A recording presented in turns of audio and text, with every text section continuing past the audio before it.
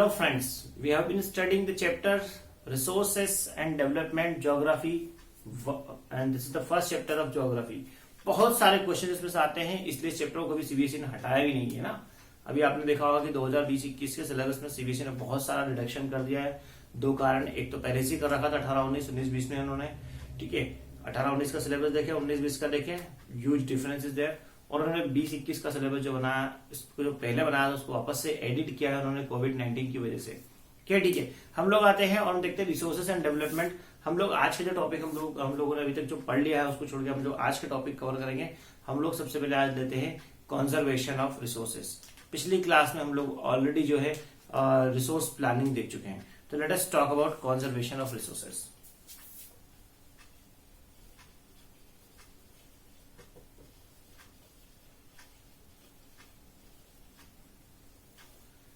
तो conservation of resources की बात करें, रिसोर्स कंजर्व करने की बात करें, रिसोर्स को बचाने की बात करें। जब हम रिसोर्सेज को बचाने की बात कर रहे हैं तो हम लोग देखते हैं कि कैसे बचाया जा सकता है और कौन बचा सकता है। तो कैसे बचाया जा सकता है, this is not a part of our syllabus. कौन बचा सकता है, किस किस ने इस बारे में बात की, हम लोग नेशनल इंटरनेशनल लेवल पे दोनों पे देखते हैं। सबसे पहले हम लोग देखें इंडिया में, तो इंडिया में हमारे पास में आते हैं गांधी जी। गांधी जी ने कुछ कहा था, क्या कहा था गांधी जी ने, समझते हैं। तो गांधी जी ने कहा था कि there is enough for everyone's need but nothing for anyone's greed। क्या कहा था गांधी जी ने कि भाई साहब, अगर आपकी नीड है, जरूरत है, तो जरूरत के लिए तो हमारे पास बहुत सारा रिसोर्सेस है ना। लेकिन अगर आप लालची हो या greedy, if you are grateful, तो then we don't have any kind of resources for you. तो गांधी जी की इस बात का मतलब ये नहीं कि गांधी जी किसी को मना कर रहे हैं कि तो रिसोर्स नहीं दूंगा, है ना, he doesn't have the authority. तो बात यहाँ पर गांधी जी की क्या है कि भाई साहब, रिसोर्सेस को उतना ही निकालो जितनी की आपको आवश्यकता है ना। परिपूर्ति के लिए रिसोर्सेस निकाले जाना चाहिए, ना कि रिसोर्सेस का शरण हो, डिप्लेशन हो, इसलिए नहीं निकाले जाना चाहिए। तो गांधी जी ने हमेशा ये बात को सपोर्ट किया, कहा, ठीक है। और मेरे ख्याल से गांधी जी ने कहा, मतलब हम लोग 1947 के पहले की तो बात कर ही सकते हैं ना, ठीक है। एक बात उन्होंने कही थी, क्या बात कही थी, इन्होंने कहा था कि there should be production by masses at the place of mass production, कि मास प्रोडक्शन की जगह पर प्रोडक्शन मासेस के द्वारा होना चाहिए। समझ में आ रहा, मास का यहां पर हो रहा है कि ह्यूज क्वांटिटी, बहुत ज्यादा। तो बहुत ज्यादा प्रोडक्शन करने के बजाय हमारा फोकस ये होना चाहिए कि प्रोडक्शन की एक्टिविटी में बहुत ज्यादा लोग इन्वॉल्व हो जाए। समझ में आ रही बात। इससे क्या होगा कि जब बहुत ज्यादा लोग प्रोडक्शन में इन्वॉल्व हो जाएंगे तो क्या होगा कि लोगों को एम्प्लॉयमेंट मिलेगा, तो आपके देश की इकोनॉमी आगे बढ़ेगी। ठीक है, ये बात उन्होंने कही थी, ठीक है। 47 के पहले ही मान सकते हैं। अब बात समझना, उसके बाद में ही तो हमारे देश में रिवोल्यूशन हुई है ना, इंडस्ट्रियल रिवोल्यूशन जिसको बोलते हैं। उसके बाद ही तो मशीनरीज आई है और उसके बाद ही तो हम लोगों ने ह्यूज ग्रोथ की है ना। तो मतलब क्या है, मतलब ये कि एम्प्लॉयमेंट जिस गति से बढ़ना था वो इसलिए भी नहीं बढ़ पाया होगा क्योंकि मशीनों ने ह्यूमन बीइंग को रिप्लेस किया है ना, ठीक है। जहां जो काम मशीन जो काम चार ह्यूमन बीइंग करते थे वो एक मशीन ने करना शुरू किया। तो एक वो रीजन हो सकता है कि एम्प्लॉयमेंट नहीं मिला। ठीक है, we are not studying the economy over here, we are studying geography. तो I think these 2 points said by Mahatma Gandhi are clear to all of you, ठीक है। तो ये तो गांधी जी की बात हुई। अब हम इंटरनेशनल लेवल पे देखें तो इंटरनेशनल लेवल पे किस किस ने क्या क्या और कब कब कहा, है ना, समझते हैं, शुरू करते हैं। तो सबसे पहले हम बात करते हैं 1968 में।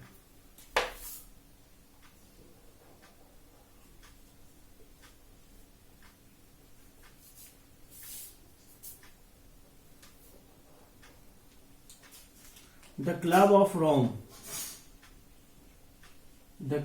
रोम है ना, इसको अपन मानते हैं कि first raise the issue at international level. International level पे देखा जाए तो सबसे पहले अगर इस बात को उठाई थी, है ना, किस बात को, कि रिसोर्सेस कहाँ है भैया, इस बात को अगर किसने उठाई थी तो वो था क्लब ऑफ रोम। ये बात समझ में आ रही है? कौन सी उठाई थी? 1968 में। क्लियर है? अब हम बात करते हैं 1974 में ना। 1974 में एक भाई साहब थे जिनका नाम था स्क्यूमशेर, ठीक है, स्क्यूमशेर। इन्होंने क्या कहा था? इन्होंने गांधी जी की ही बात को रिवाइज किया, है ना, गांधी जी के द्वारा बोली ही बात को उन्होंने फिर से कहा था, है ना। Said small is beautiful. क्या कहा था? स्मॉल इज ब्यूटीफुल, है ना, कि जितना कम आप रिसोर्सेस को यूज करोगे, जितना आप रिसोर्सेस को एक्सपांड नहीं करोगे ना, उतना आप फायदे में रहोगे साहब। फिर हम बात करते हैं 1987 में द ब्रंडटलैंड कमीशन ने एक रिपोर्ट तैयार की और उस रिपोर्ट में क्या बात कहा गया, है ना, he prepared this they prepared a report and report में कहा गया, है ना, रिपोर्ट में उन लोगों ने सस्टेनेबल डेवलपमेंट की बात कही साहब। किसकी बात कही? सस्टेनेबल डेवलपमेंट की बात कही कि सस्टेनेबल डेवलपमेंट होना चाहिए, ठीक है। इस इश्यू को रेज किया गया कौन से ईयर में? 1987 में। And after at the end 1992 Rio de Janeiro summit हुई थी, जिसके बारे में मैं आपको पहले ही पढ़ा चुका हूं, ठीक है। रियो डे जेनेरियो अर्थ समिट हुई थी 1992 में। और इन लोगों ने कौन सा इशू रेज किया था? इन लोगों ने इशू रेज किया था ग्लोबल वार्मिंग। इन्होंने किस चीज के बारे में बात की थी? ग्लोबल वार्मिंग, ठीक है। तो इस तरह से अपन देखते हैं कि कंजर्वेशन ऑफ रिसोर्सेज के बारे में बात करें। सबसे पहले गांधी जी ने कहा था कि there is enough for everyone's need but nothing for anyone's greed, है ना। फिर उन्होंने कहा था कि the production should be not mass production but it should be production by masses, ठीक है।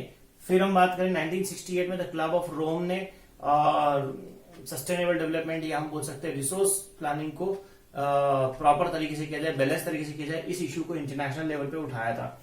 उसके बाद में 1974 में स्क्यूमशेर नाम के व्यक्ति ने स्मॉल इज ब्यूटीफुल अपनी किताब लिखी थी, स्मॉल इज ब्यूटीफुल, जिसमें उसने बहुत सारी बातें बताई थी, जिस बातों से जो इसके सपोर्ट करती थी, सस्टेनेबल डेवलपमेंट को सपोर्ट करती थी। फिर हम आते हैं 1987 में द ब्रंडटलैंड कमीशन जो आया था, इस कमीशन ने भी अपनी रिपोर्ट जो प्रिपेयर की थी, उस रिपोर्ट में सस्टेनेबल डेवलपमेंट की बात की थी।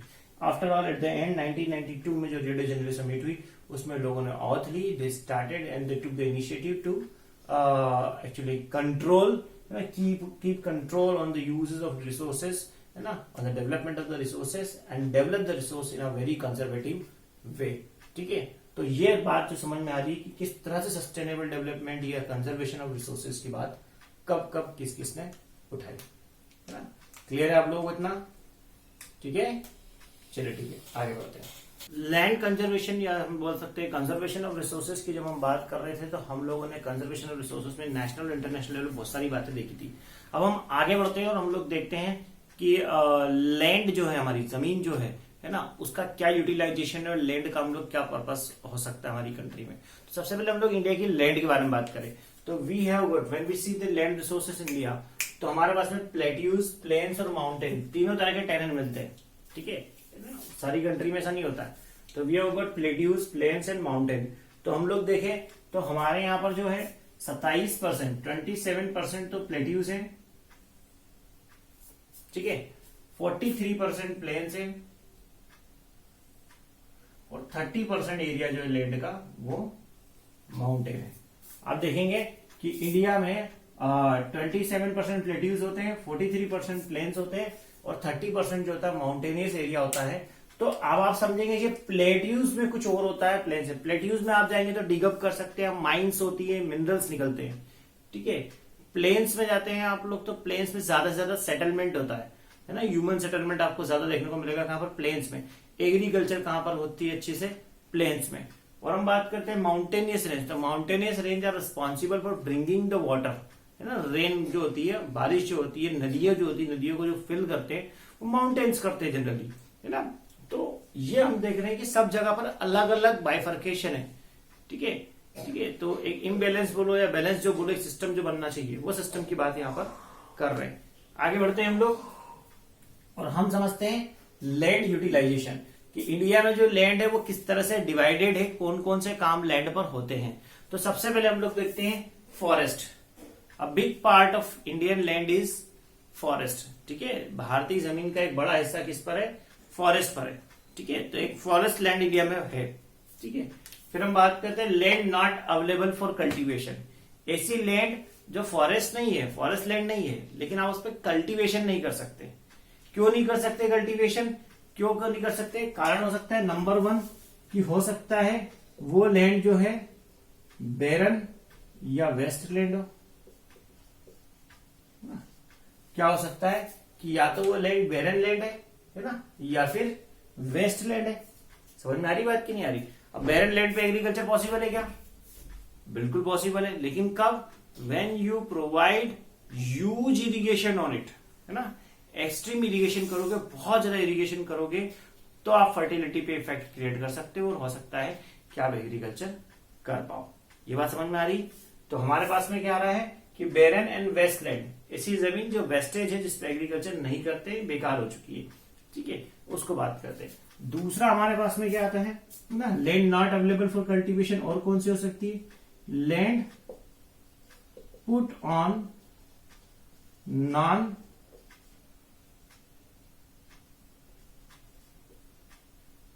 नॉन एग्रीकल्चरल वर्क या एक्टिविटीज, है ना।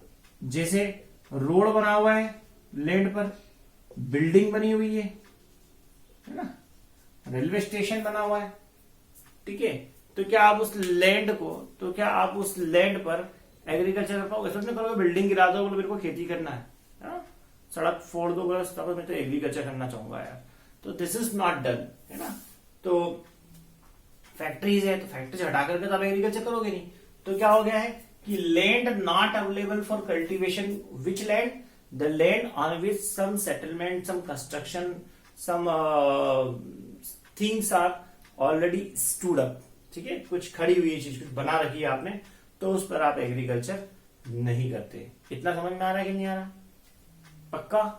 चलिए आगे बढ़ते। तो हमने देखा फॉरेस्ट, हमने देखा land not available for cultivation, that is barren land और नॉन एग्रीकल्चरल लैंड। फिर हम बात करते हैं अदर अनकल्टीवेटेड लैंड, और भी ऐसी लैंड है जिस पर एग्रीकल्चर नहीं हो रहा है। क्यों नहीं हो रहा है? तो जैसे हम बात करते हैं सबसे पहले कि हो सकता है वो लैंड जो है पैस्चर या ग्रेजिंग ग्राउंड है ना, पैस्चर लैंड है या फिर ग्रेजिंग ग्राउंड है। पैस्चर लैंड और grazing ground are same only, जहां पर आप जानवरों को चराने ले जाते हैं ना, they are known as grazing ground या they are known as pasture, है ना। तो जहां चराया जाता है जानवरों को, ठीक है, समझ में आ रही बात? तो पैस्चर लैंड या ग्रेजिंग ग्राउंड हो सकता है। इसलिए भी जो है आपकी जो एक लैंड को, इस जमीन को हम लोग कल्टीवेटेड लैंड नहीं मान रहे, हम बोल रहे हैं अदर अनकल्टीवेटेड लैंड, ठीक है। दूसरी बात होती है कि हो सकता है ना, कि हो सकता है ये जो लैंड है ना, इस पे आपके, है ना, मिसलेनियस ट्रीज है, miscellaneous trees which are not included in net sown area, है ना। ऐसे ट्रीज, ऐसे पेड़, है ना, जो कि आपके नेट सोन एरिया में इंक्लूड नहीं करते।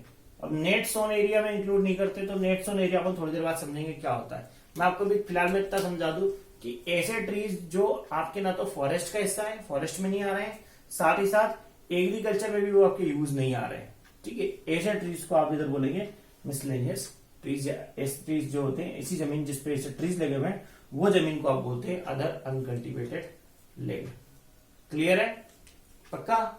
चलिए आगे बढ़ते हैं। तीसरा, और भी अदर अनकल्टीवेटेड लैंड हो सकती है। और कौन सी हो सकती है? ऐसी land which is left uncultivated for more than 5 years।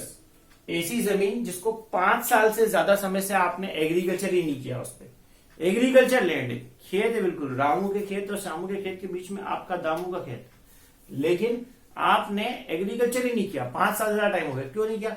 आप फॉरेन में बैठे हैं, कुछ काम कर रहे हैं, किसी और कंट्री में चले गए, या आपके पास पानी की व्यवस्था नहीं हो पाई, ठीक है, आप शहर में आ गए नौकरी करने के लिए, ठीक है, परिवार में कोई बचा नहीं एग्रीकल्चर करने वाला, कैन बी एनी रीजन, है ना, कोई भी रीजन हो सकता है ना।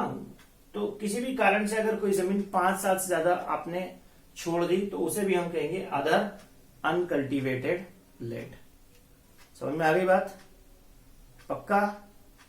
चलिए ठीक है। अब हम बात करते हैं फेलो लैंड। फेलो लैंड, अब फेलो लैंड क्या होती है वो इसके बारे में बात करते हैं। तो फेलो लैंड क्या होती है? 2 प्रकार की होती है। सबसे पहले हम बात करते हैं करंट फेलो। करंट फेलो, तो करंट फेलो कौन सी लैंड होती है? Current fellow land is the land which is left uncultivated for less than 1 year, जिसको 1 साल से कम समय से आपने एग्रीकल्चर नहीं किया। आपने खरीफ में एग्रीकल्चर नहीं किया और आपने राबी में एग्रीकल्चर नहीं किया, लेकिन जैसे नेक्स्ट सीजन है आपने बोला अरे मैं तो करूंगा रे भैया एग्रीकल्चर, है ना, तो वो करंट फेलो। फिलहाल बोला ये जमीन किसकी है यार, बोले ये जमीन पे अभी अभी भैया आपने मुन्ना लाल की जमीन है, बोला अभी इस पे बोले एग्रीकल्चर कर नहीं दिया वो, करंट फेलो, करंट फेलो। बोला अच्छा अच्छा, तो ये समझ में आ रही बात आपको? Current fellow is the land on which in the present time the agriculture is not taken place and that is also for 1 year, less than 1 year। अब दूसरी लैंड होती है अदर देन करंट फेलो। क्या बोलेंगे? Other than current fellow. तो ये क्या होगा?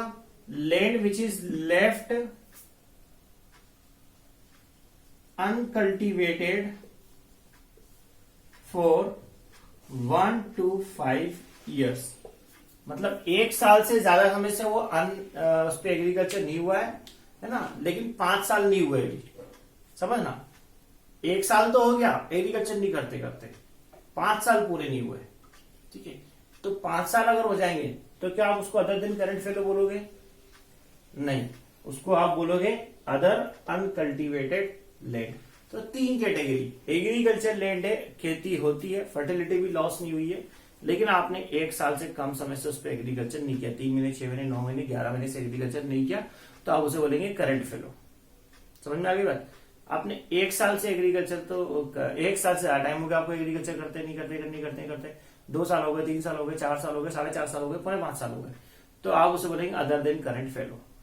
5 साल से ज्यादा हो गए और आपने एग्रीकल्चर किया ही नहीं उस पर, तो फिर आप उसे बोलेंगे अदर अनकल्टिवेटेड लैंड। समझ में आ गई बात? पक्का? अगली 2 चीज होती है, एक लिखी हुई बोर्ड पे, एक मैं बाद में लिखता हूं। तो अगली चीज जो होती है नेट्स ऑन एरिया, है ना, नेट्स ऑन एरिया। तो what is nets on area? Nets on area जो होता है मतलब जिस पर एग्रीकल्चर चल रही है ना, टोटल लैंड अंडर कल्टीवेशन, है ना, तो जमीन जिस पे एग्रीकल्चर चल रही है उसे हम लोग नेट्स ऑन एरिया बोलेंगे, ठीक है। पर एक बात ध्यान रखना, मान लो किसी जमीन पे ज्यादा एग्रीकल्चर, जैसे 2 या 3 सीजन पर एग्रीकल्चर हो रही है, तो उसे सिंगल टाइम ही काउंट करना है। जैसे मान लो ये कोई फार्म लैंड है ना, तो ये एग्रीकल्चर फील्ड है यहाँ पर, ठीक है। अब आपने क्या करा, रबी में भी बो लिया, है ना, फिर खरीफ का सीजन आया तो फिर आपने फिर से बो लिया, तो आप बोले यार सर 200 हेक्टेयर तो इधर था और 200 इधर, 2 क्रॉप करी तो 400 हेक्टेयर हो गया। तो मैंने कहा नहीं भैया ऐसा नहीं होता है, this is not the total land under cultivation. तो बोले sir total land under cultivation कितनी होगी या नेट्स ऑन एरिया कितना होगा? तो नेट्स ऑन एरिया होगा इसका NSA, नेट्स ऑन एरिया होगा 200 हेक्टेयर। समझ में आई बात की नहीं? अरे आ रही कि नहीं आ रही? एक लैंड पर आपने 2 बार एग्रीकल्चर कर ली तो जमीन थोड़ी ना बढ़ गई। नेट सोन एरिया मतलब टोटल जिसपे कल्टीवेशन हो रहा है वो जमीन। ठीक है, अब अगली बात करते हैं। अब मान लो अगली जो हेडिंग होती है आपकी वो होती है अगली gross cropped area. What is gross cropped area, है ना, जीएसए। तो ग्रॉस क्रॉप्ड एरिया में क्या हो गया है कि यही कैलकुलेशन अब 400 हो गया, है ना। ये जीएसए क्या हो गया, 400 हेक्टेयर हो गया। ये कैसे हो गया 400 हेक्टेयर, मतलब टोटल सोन एरिया या टोटल कल्टीवेटेड एरिया, है ना, एडेड ऑफ ऑल सीजन, सारे सीजन का जब आपने ऐड कर दिया, ठीक है, तो उससे हम बोलते हैं ग्रॉस क्रॉप्ड एरिया। समझ में आ रही बात कि नहीं आ रही? Area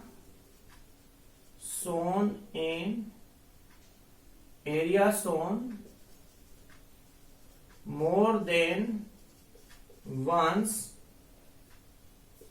in an agriculture year plus net sown area is known as gross crop area। मतलब अपन देखते हैं कि ये जमीन थी, इस जमीन पे अपन देखें कि 2 बार आपने एग्रीकल्चर कर ली। तो पहली बार करी आपने 200 हेक्टेयर लैंड पे, तो वो आपका एनएसए हो गया, नेट सोन एरिया हो गया। फिर से आपने अगर 200 हेक्टेयर पे कर ली तो 200 प्लस 200 हो गया आपका ग्रॉस क्रॉप्ड एरिया। मान लो सेकंड टाइम आपने सिर्फ 100 हेक्टेयर पे ही किया तो 200 प्लस 100 हो जाएगा 300 हेक्टेयर। तो ग्रॉस क्रॉप्ड एरिया कितना हो जाएगा आपका 300 हेक्टेयर। ठीक है, तो इस तरह से आप लोग समझ रहे होंगे एनएसए क्या होता है और जीएसए क्या होता है ना। तो hope you have understood the land utilisation in India. तो what do we have in land utilisation? First of all we are having forest land, then we are having land not available for cultivation, there is barren land, wasteland and non-agriculture activity valley land. ठीक है, then we have got other uncultivated land. In other uncultivated land, what do we have? We have got pasture ground, grazing grounds, miscellaneous tree crops, okay, and land which is left uncultivated for more than 5 years. Then we come to fallow land. So what is fallow land? Fallow land is first of all current fallow, है ना, जो current fellow जिसको 1 साल से कम से agriculture नहीं हुआ है। अदर देन करंट फेलो जो 1 से 5 साल तक एग्रीकल्चर नहीं हो पाया है। और उसके बाद में आता है net sown area. Net sown area जो होता है ऐसा एरिया जो आपने 1 साल में एग्रीकल्चर किया है टोटल। आपने अगर एक जमीन पर 5 बार एग्रीकल्चर करा तो 5 बार उसको ऐड करने की जरूरत नहीं है। फिर आता है gross cropped area. Gross cropped area क्या होता है कि नेट सोन एरिया में ऐड कर दो आप, अगर आप उसी जमीन पे फिर से एग्रीकल्चर कर रहे हैं तो वो एग्रीकल्चर को आप नेट सोन एरिया में ऐड कर दो तो हो जाता है आपका ग्रॉस क्रॉप्ड एरिया।